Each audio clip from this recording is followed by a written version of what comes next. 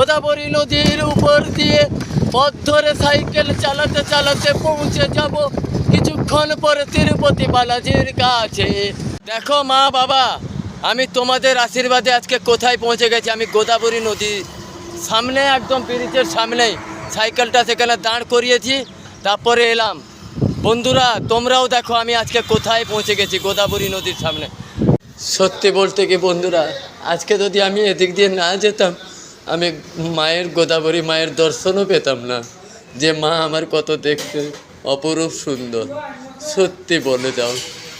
আজকে যে আমার 17 দিন হলো না বাড়ি থেকে বেরোনো, যত দিন যাচ্ছে তত আমার আনন্দ বাড়ছে, আমার কষ্ট কি জিনিস নেই।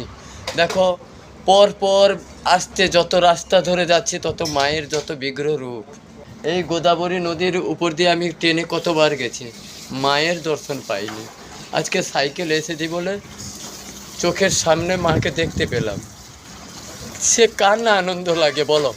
সাইকেলে এসে গোদাবরী মায়ের যে দর্শন করব, চরণধুলি পাবো, আমি কোনোদিন স্বপ্নে ভাবিনি। আজকে আমার ভীষণ আনন্দ লাগছে যে আমি এই জায়গায় সাইকেল চালিয়ে আসতে পেরেছি।